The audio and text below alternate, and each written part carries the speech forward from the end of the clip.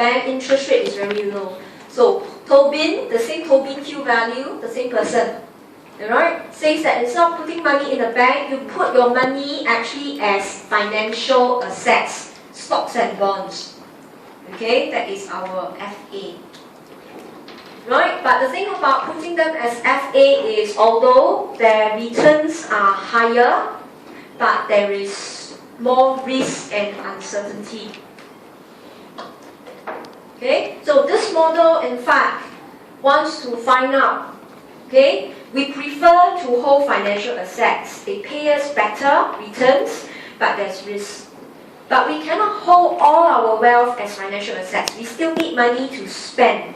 So holding money is very safe, but generates very little returns. So in this case, instead of finding out how many trips we need to go to the bank, we are going to find out how do we allocate our portfolio.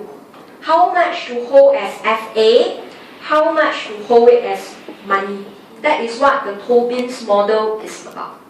Okay? Now, I will not explain all those in words. Now let's go to page 10. Let me give you an overview. Okay, and you will see it's very similar to Baomo, about traveling to the bank, but now we do it differently. Okay, you look at your wealth. Similar to the overview I gave you just now, but here it's very specific. You call this monetary assets. This is your money demand. Okay, then you have your non-monetary assets, which is your FA. Okay, that earns interest rates but risky.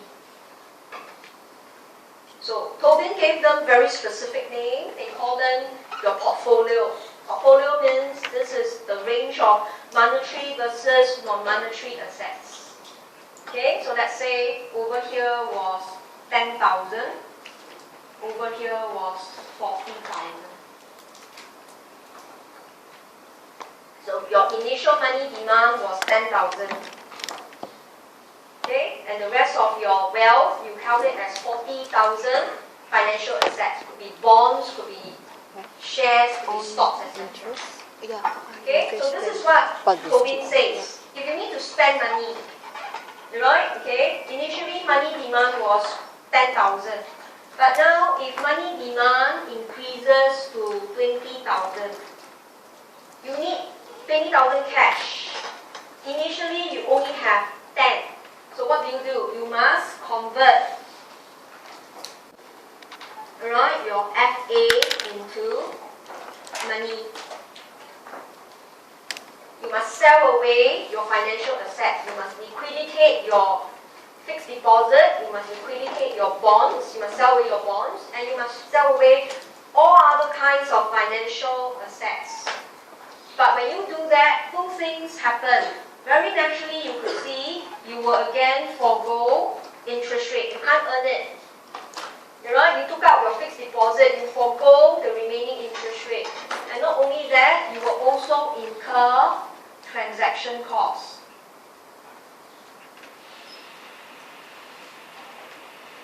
Right? You must pay your agent. Right? You must pay the banker an admin fee.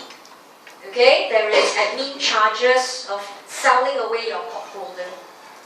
So you look at this. Money now sits primarily as non-monetary assets. Just like money sits in the bank. You need to take it out.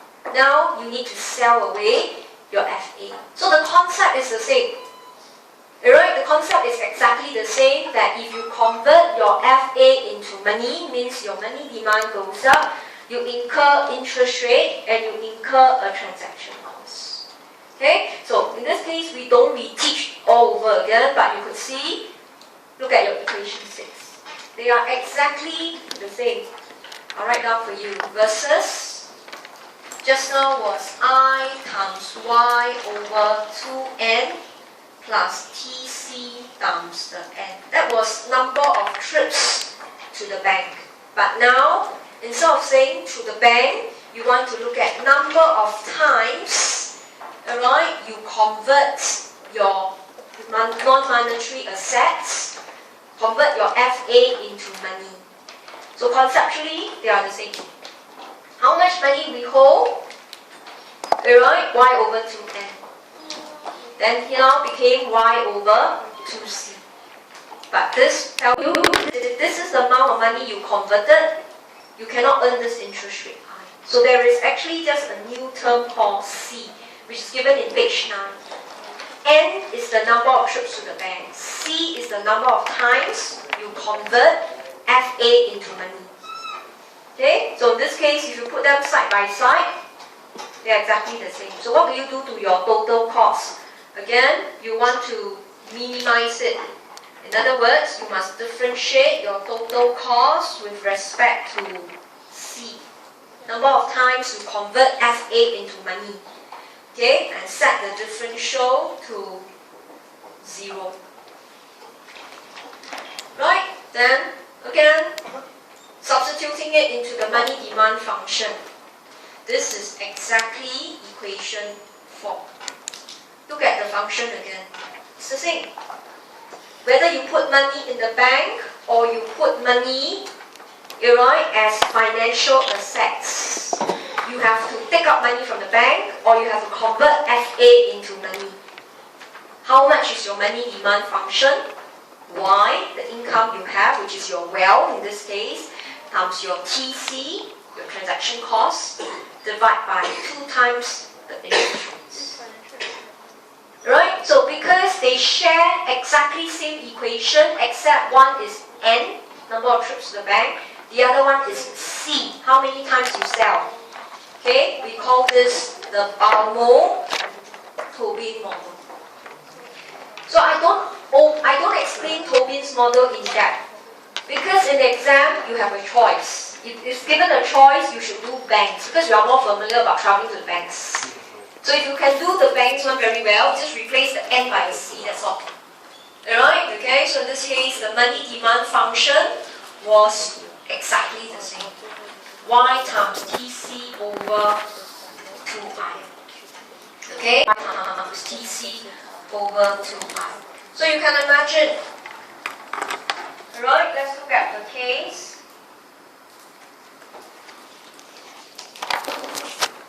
Okay, that interest rate is very near 0 for countries like Japan, USA, and some of the European countries.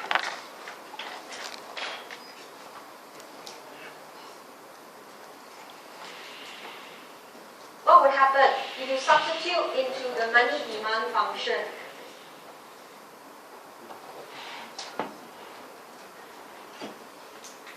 If you substitute a 0 inside, anything divided by 0 is near infinity.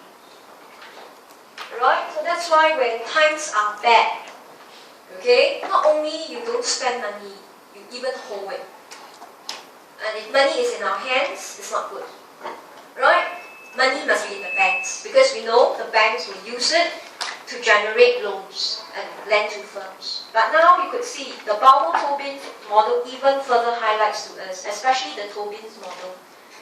Okay, if bank sets or the government sets very low interest rate, the interest for FA must also be very low. Then we hold a lot of money. Okay, but for some people they don't hold it. Okay, what happened was money is infinite. It's not that you are infinitely rich, it just means everyone wants to hold money. Okay, or for some of them, they use it, they actually buy gold or properties. And that happens in Asia. So we are not going into that, but in case you wonder, we are going to teach you about gold trading, but why are prices just escalating like nobody's business? It's because you don't put money in financial assets, you don't trust the banks, but you hold it, right? But you don't earn money. So you rather buy gold.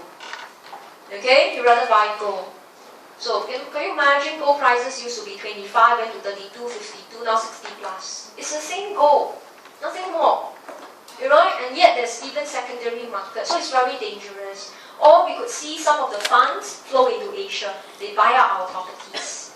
So that's why we have inflation.